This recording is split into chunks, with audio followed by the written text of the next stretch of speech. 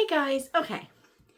So I never actually get on here and say welcome to my channel and do all the things that most YouTube channels do. I don't do that. I feel like when I start talking, it's because we're friends and we're just sitting here together chatting, and you don't introduce yourself to friends because they're already friends. And I know this doesn't make sense, but it's where my brain really goes. But I was on Avid Readers of Christian Fiction yesterday, and there was a thread about how to pronounce different authors' names. One gal was thinking she was pronouncing Sarah Monzon's name wrong, and she's not. There was someone who said that she had pronounced Gabrielle Meyer's name like Gabrielle instead of Gabriel. But it's actually Gabrielle, instead of Gabriel. And then Gabrielle Myers came on and said, well, no, it's not Gabrielle, it's Gabriel instead of Gabriel. And all the different names that people were talking about. And someone has said that they didn't know how to pronounce my name, and someone else said I didn't know how to pronounce her name. I had the first name right and the last name wrong. And someone else is like, yeah, I just don't know how to do it. So another person said, well, listen to her podcast. She says it all the time. And I'm like, I always say this on my podcast, but I never say it here. And again, it's different. The podcast, I'm really, talking to readers as a broad thing instead of like one-on-one, like I feel like we're talking, right? But anyway, all that to say, hi, I'm Shatona Havoc, and it is my 56th birthday, which is why I thought today would be a good day to say, hey, it's Shatona Havoc. And yeah, actually, unless my mom is mad at me, and then it's Shatona, just like that. If I hear Shatona, I know, something's wrong. I've known it my whole life. It's really funny. But anyway, guys, I am exhausted, and my clothes are dirty. I just had to wash my shirt because I had food on it, and I went in to like brush my hair. I didn't even brush my hair when I was in, and that's what I went in for. And just basic, looking halfway decent for a camera so that you guys don't go running screaming. And I was like, forget it. I'm tired and I don't want to do this. So we're actually going to go over to the desk, and I'm going to open presents that I got in the mail. And while I do that, I'm going to talk about the books. So let's go do that. And don't ask me how I'm doing on my 60 books by 60, because it's not good enough. Well, we're getting there. We're going to get there. We're going to do this thing. But anyway, just, hey, how you doing? And yeah, let's go open some presents because I want to see what it is. And it's my birthday now, so I can open them. So let's get over there. First up, popsicle, because I got one while I was in the house and it's probably half melted by now, so I need to eat it. But anyway, so the other day, FedEx came to the door and I was like, what on earth is FedEx doing here?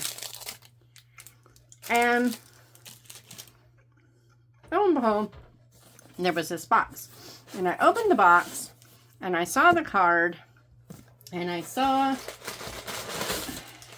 I'm going to make a mess over here. Okay, let's just prepare for mess. I think this is what I saw. It feels like it. Yeah. I saw this, and I went, oh!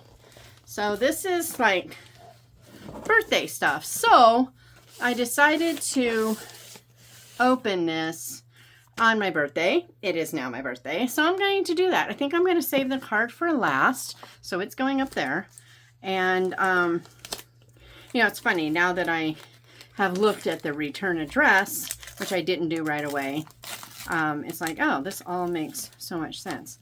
So anyway, we're going to, like I said, make a huge mess over here. Let's see. Let's get my scissors. Put that back up there and open these up. So this is, I have a message board, and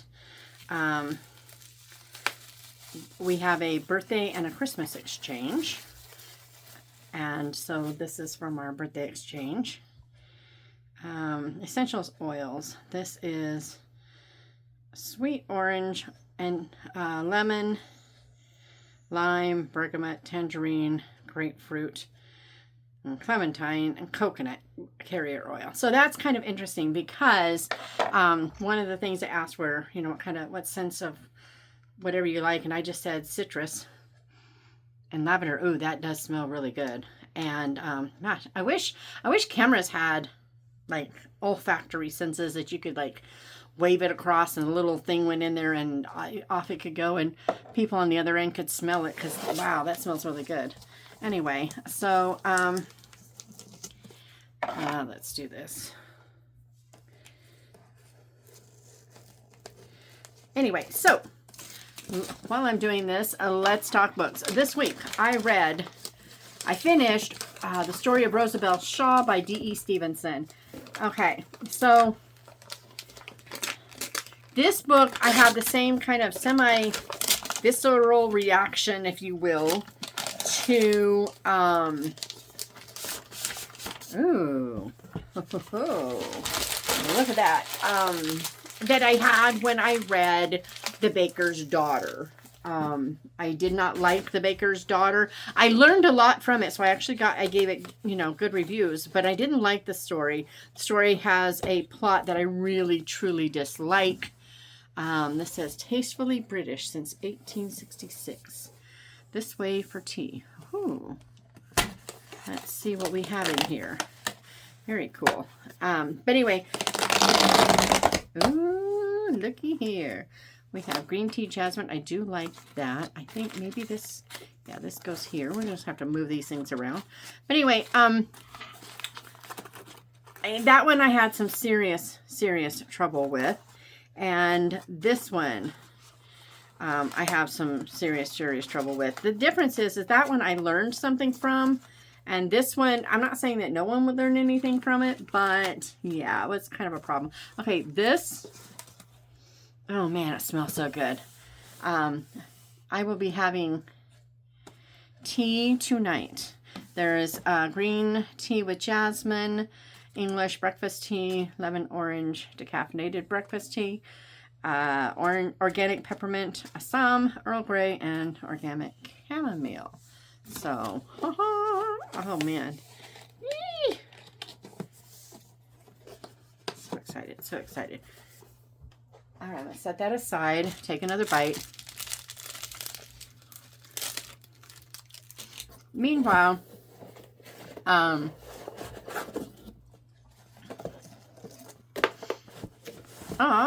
very cool. This book, it really feels like, so there are 4 parts to the book, and part 1 is really Roseabelle Shaw's mother meeting her father and how they get together and the very first days of their marriage until there is this tragic event where they take in an orphaned boy.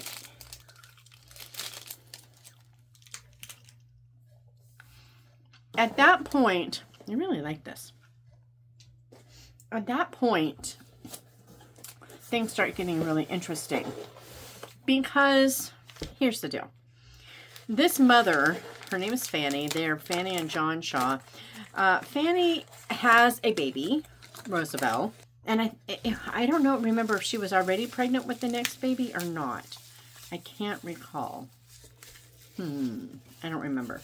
But anyway, she is ridiculous about this baby. You want to talk about doting on a child, just, oh, this is so cute. I love it. Okay, this I'm going to hang in here. I'm not sure how I'm going to make this work, but I think this needs to stay out here in the shedifice because this is the cutest thing ever. Oh my gravy, I love that. So because of this, she is overprotective and obsessive about this boy. He becomes obsessive about her to the point that he is insanely jealous of others who spend any time with her at all.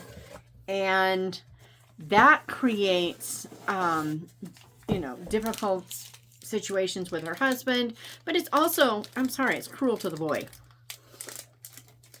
She lets him get away with this. And then, terrible things happen. And it's just really the story of, it's supposed to be the story of Roseabelle, but it's really the story of how this young boy has grown into a man and how he goes from one type of manipulation to another. And, ooh, washi tape. And all that goes with that. I gave it 3 stars. And I might have been generous. I really didn't like the book. I liked the parts without Jay. And I don't mind an ugly character. I really don't. But it wasn't just that this kid was awful and grew into an awful manipulative man. It was that not only did we have a foolish mother who was, you know, just terrible when it came to this boy, but we also had a very foolish oh wow, both sides. We also had this very foolish father who let this happen, and children who, I mean, part of me wants to say you should have spoken up and told someone, right? But on the other hand, they know their mother, this kid is their mother's favorite. They know that. They know that nothing is likely to actually happen about it. So when some serious, serious troubles happen, it doesn't work. This minister, the local minister who has been teaching them all, and then Fanny's sister Allison, they are the ones who actually see through this boy. And Allison actually, I think, had a chance to really make a difference in this kid's life. Unfortunately, it didn't. She didn't get enough time with him to make it happen, and that was too bad. But anyway, these are washi tapes, and they are super cool. I love this sheet that kind of shows what they're going to look like, because you know how they can look kind of muddy if they're not super dark ones. Like, I'll show you here in a second. Washi tape is a favorite of mine, and hey, like all that awful noise. Sorry about that. But anyway, so like you get into these, and it starts getting muddy because the background is like light, and so you're seeing the ones beneath it, and the patterns can kind of get, well, like I said, muddy, but the darker ones don't. The lighter ones, they get all, I don't know, confused, especially these small ones. And with this sheet, you can kind of see what it's going to look like on actual paper, which I think is super cool. I've never seen that done before, and I really think that is smart. Okay, come on. This one that does not want to open. The other one came off just like super easy. Come on.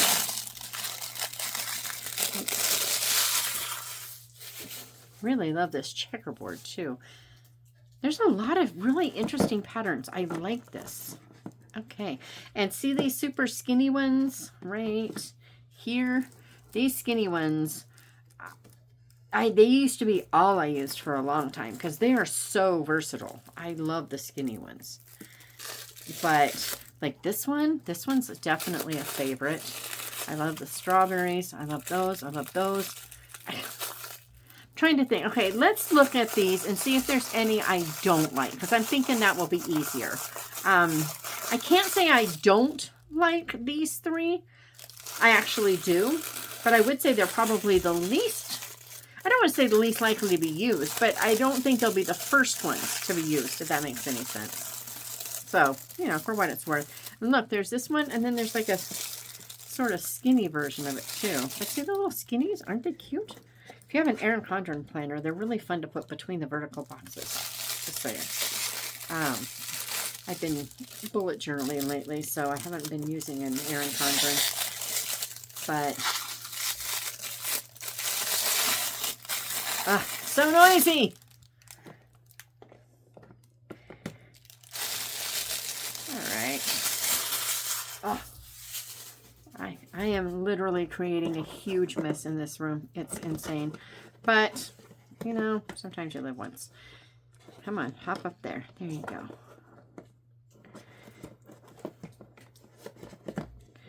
And this one. Very cool. So anyway, then something happens in the book and things get a whole lot better. and some answers get filled. So I'm going to say the last quarter to third of the book I really liked. It's why I gave it, the whole thing, 3 stars. See how many those are? That's what I'm really talking about. But see, those are like these two. And they're nice and clear there. But, you know, anyway. So, like I said, last third, really loved it. That checkerboard is just the neatest stuff. I will use that a lot. I will use it up fast. I bet you anything it's one of the first one that goes out.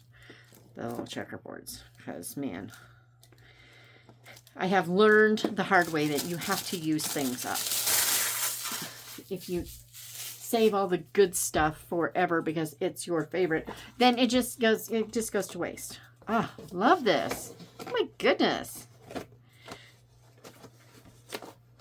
I'm having a hard time not saying my friend's name because I want to save that for the card. In case for some reason she shipped it for someone else. It's entirely possible. Okay, I think this box is empty now. I can put papers in there. All right, so then we have this thing. Anyway, so like I said, like 3 stars. Not my favorite. I will never read it again. I can't imagine what would make me read it, but I'm sure there's something that will. But I don't know what it is. Oh, Evelina. Okay, so Frances Burney. This is cool. Okay, I have wanted to read this book for a very long time because I read little snippets of it for a book.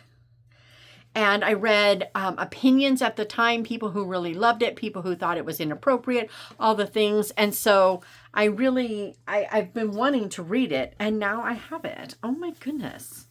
This is cool. And it matches my set of books I'm going to annotate, the Jane Austens. So that's pretty cool. Look at this. It's nice and floppy. I like the way, how floppy these are. But anyway, so this is cool. Very, very cool.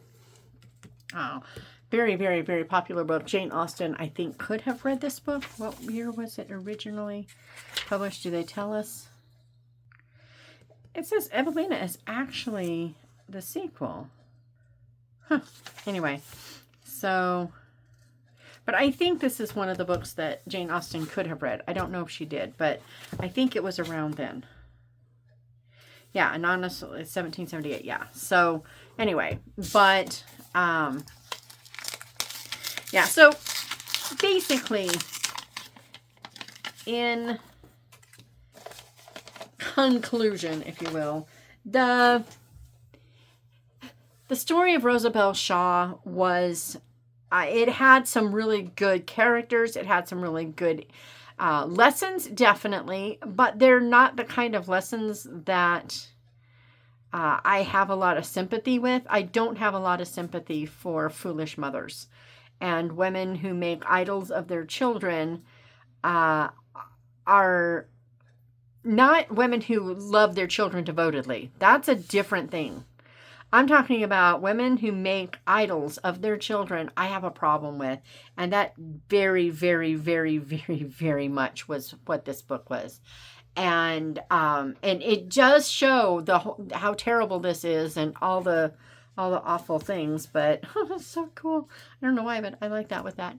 But it's just, come on, guys, what is wrong with people? So anyway, I'm going to read my card. Anyway, so now, just in case, this is from Jen. Thank you, Jen, so much. I was trying not to say your name in case for some reason I was wrong and you sent it for someone else. But this is a lovely little birthday box full of so many cool things. And I am very grateful. Thank you so much. And, yeah, look at that. Much nicer than reading Roseabelle Shaw. That said, there are some great things in the book. There really are. I'm trying not to grade it too harshly. I think what bothers me most is that this is called The Story of Roseabelle Shaw. But it really is the story of this boy, Jay, and his effect his very negative, terrible effect on a family because his mother or his adopted mother, and they never actually adopt this child. They're just taking care of him, raising him like one of their own, in my opinion. But he was absolutely terrible. He did terrible things, and it messed things up for a long time. And yeah, it's just not the story of Roseabelle Shaw. And I think that's the problem, is that I feel like I got a bait and switch. If I had known going into this book that I was going to be reading the story of this terrible guy and his effect on the family and how they overcame or didn't, depending on the person and all the things, I might have enjoyed the story better. I still feel like we got someone who took show don't tell, which wasn't even a huge thing back when she was writing. We got show don't tell as a taken to terrible extremes. Instead of letting you know enough of the backstory that stuff makes sense, we get everything from the day that John Shaw meets Fanny as a very young woman who's just barely old enough to get married and becomes immediately infatuated and marries her. And you're like, wait, what? Why do we need all of this when it's not about any of that? We didn't need it all. And I feel like the book just really needed a good edit. So anyway, I'm going to put Jenn's over here, and I'm going to bring this over. Okay, so here's the deal. I have a friend who used to have a subscription service for book packages, and life got lifey, and she had to stop doing it pretty quickly after she finally got it started after all this time. Anyway, I had reserved this set, even though I already have the book. And when she got married and moved, or maybe when she was making room for her husband to move in with her, I'm not sure which way it went, but she ran across this and sent it. So I have this package from what used to be Fireside Reads. I hope she redoes it again because it's a lovely subscription. But I have this package, and I'm going to open it because why not, right? So, there we go. So we've gone through that one. Then I read the Inklings Detective Agency, and she said, I wanted this box to feel a little like having tea in England. So, but anyway, so thank you, Rebekah, and I'm going to open it. So in case she ever does this again, you can have a kind of a feel for some of the types of things. She didn't have everything, but she sent what she did have. So anyway, so the Inklings Detective Agency by John R. Kelly. I keep wanting to say John R. Green, and I cannot figure out why. But anyway, John R. Kelly. So the book she chose was Jane by the Book, which is my favorite Pepper Basham book. And oh, by the way, can I just say, he is my favorite male character of all time. I absolutely love him. This book is delightful. It is just super short, but super fun. And he's like the most lovely, awkward guy ever. And in here, instead of talking about kisses the way she usually does, she challenged herself to write a book where kisses are more alluded to for me. She did it for me. And so that was just really, it was really, really fun. When she told me she did that, I was like, you've got to be kidding me. But anyway, love the story. Super sweet. Anyway, so the Inklings Detective Agency opens with someone showing up at the pub there that they went to, the Child and something, which can't remember what it's called, but and they're shocked because this is someone they thought was dead. And the person says, someone died at the full of the moon last month, and oh, look at that. Someone died last night at the full of the moon, and I think if we don't figure out who's doing this, it's going to happen again. And so that night, C.S. Lewis and his brother Warnie were not at the Inklings meeting, as they normally would have been. They were ill. And so Tolkien goes to see them the next day and talks to them about this. I'm trying to figure out. It says ingredients, tea. Well, that's real helpful. Trying to figure out what kind of tea this is. I want to smell it, but I don't want to like send tea flying. So anyway, so they talk about, you know, are they going to accept this case? And if so, you know, what are they going to do and how are they going to do it? All the things, right? And it takes off from there. So here's the deal. This book really does follow all those Inklings doing their investigative stuff. It takes them to Scotland, to London. You get Dorothy Sayers and Agatha Christie, and G.K. Chesterton is in this. Oh my goodness, come on.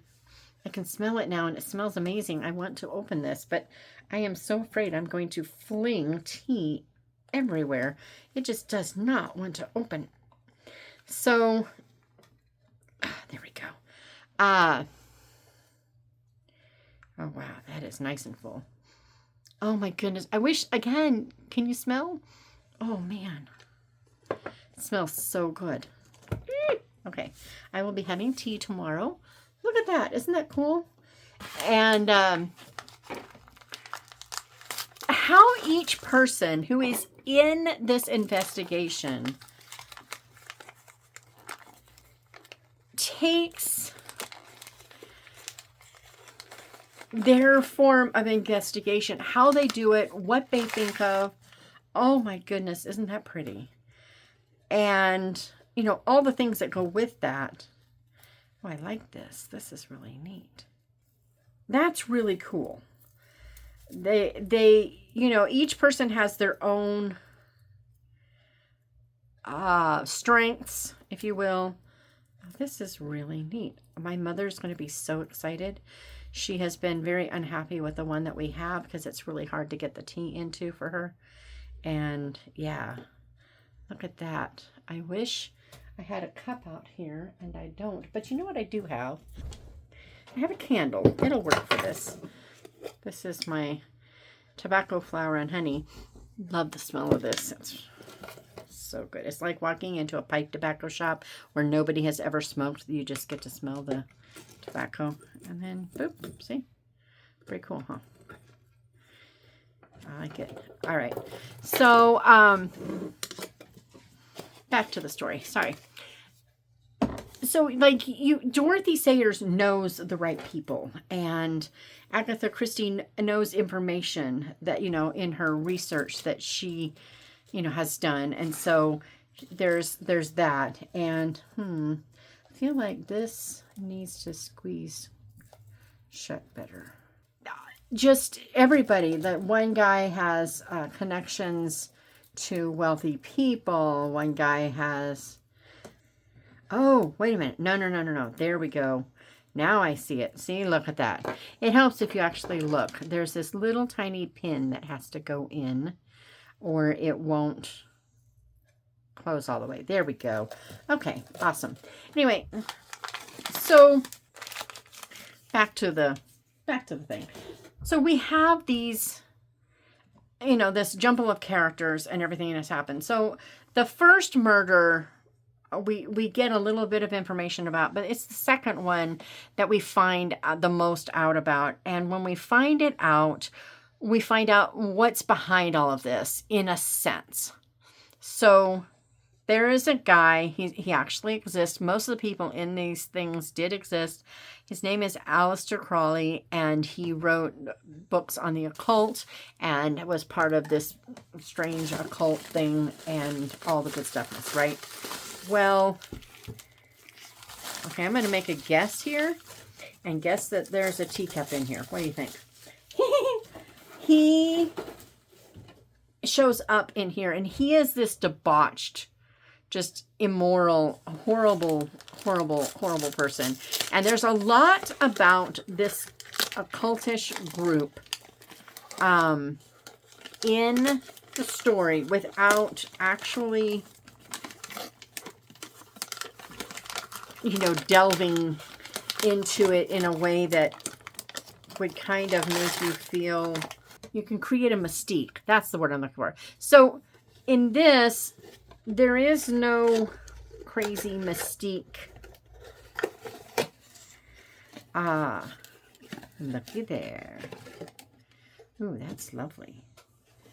You know, it doesn't create, it isn't done in such a way as to create mystique surrounding it. I think these are hand painted. I can actually see and feel the raised. You're in this thing and you're seeing this occult activity, and you are not drawn in by it. You are repulsed by it. And the author, John Kelly, did such a good job of making it that way. And I was so glad about that, because I was like, a lot of times when they bring in the occult, they do it in a way that really does almost create that air of mystique and draw people into something that is actually really awful. And I loved the fact that this didn't happen here. So, you know, for what it's worth, definitely glad about that. Oops. But there we go. Looky there. That's pretty cool. Though I think I would like this to hang on the outside, not the inside. And I guess maybe no? I'm not sure how this is supposed to work. Oh, I think she may have added this, maybe. I might actually take this off. Anyway, so it was a very good mystery. And it was a very good, like the discussions that they had about,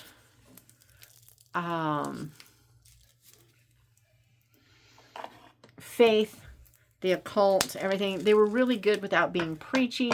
The historical notes at the end were fascinating. I was so surprised at how many of the people were actually real. That was pretty cool. Oh, I like that. Yeah, I'm going to play with a couple. Sue me. Then you had things like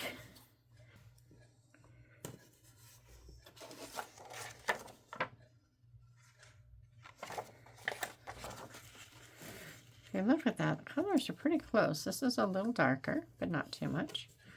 So that's pretty cool. Just wanted to kind of get a feel. So anyway, again, the mystery was awesome. I think it left open the opportunity for more books in this series. They make it seem like this is going to be an ongoing thing that they do. Yeah, look at that. That is nice. And so I'm really actually very excited. I think I've cut myself. And so, you know, what can I say? But yeah, I'm really excited about them. I want more, obviously. I'm trying to think if there was anything in there that I just didn't like. And I really can't. I really can't think of anything I didn't like about it. Whoops. I didn't get much on there, but okay, let's see. So mine shows it slightly bluer, but for the most part, it's about the same. That's cool. So, you know,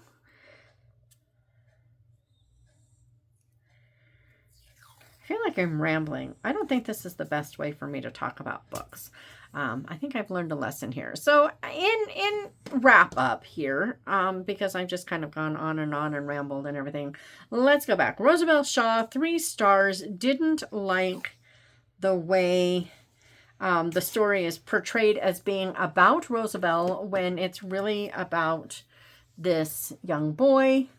And don't it sound good right now? I'm really hungry. Anyway, and I don't like, I didn't like, it's like there's, you know, when we're talking about adult fiction and even kids fiction, I don't need to have the point of the story, the lesson of the story, if you will. It does not have to be like pointed out to me, and don't forget, this is a bad thing. I'm not saying that. I don't actually like that. But I felt like it was more, I really felt like D.E. Stevenson kind of made victims of the family instead of acknowledging that this boy is the victim. Okay, I actually like that better than I thought I would. He was kind of encouraged to become who he became by Fanny's foolishness and the fact that her husband would not do anything to stop it. When he saw how unhealthy this relationship was, okay, those are a hoot. He really should have put a stop to. I would have found a home for this child, because my home would not be a good place for him, for my kid's sake or for his sake, when my wife can't be, reasonable. So I don't know why I keep doing this. After all, I've proven that they're pretty much like you see. So I'm going to stop it, because that's kind of a waste. I wanted to see it. I got to see it. We're good. So there's Roseabelle Shaw. It's really not about Roseabelle. It's about her. I'm going to call him an adoptive brother, even though legally he wasn't, and his terrible effect on their family. Once he became an adult, it's kind of his problem, but before that, definitely not. There's that. And then the Inklings Detective Agency, book 1. I'm sure it's book 1 instead of just, the only one. I feel like there's just no way we're not going to get more. I loved the settings. I loved feeling like, I really did feel like I was in the room with these guys. I felt like, when they met in C.S. Lewis's, or was it C.S. Lewis? Yeah. C.S. Lewis's, rooms there at Oxford, and they all get in there. They're all kind of cramped in there. I felt like I was in there with them. This guy did description in a way that if other authors did description like this, I would really feel like, okay, I love description in books, because it was just so much part of the story that you didn't notice that you were being given description. You just noticed that it was just happening. Something was happening, right? And then there was the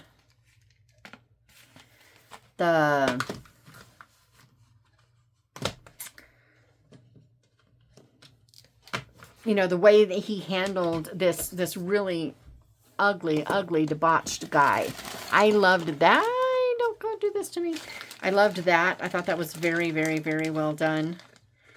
And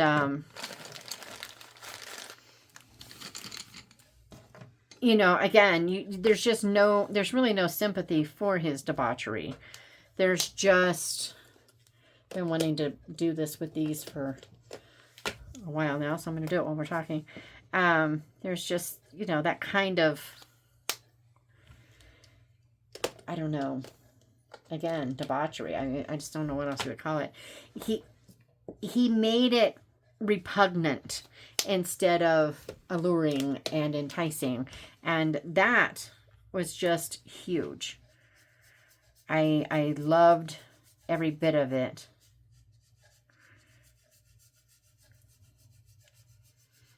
Okay, this is going to be fun. These are watercolor creams where you can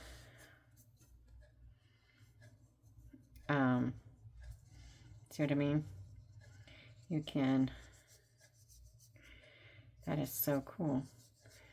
Make them as wet or dry as you want.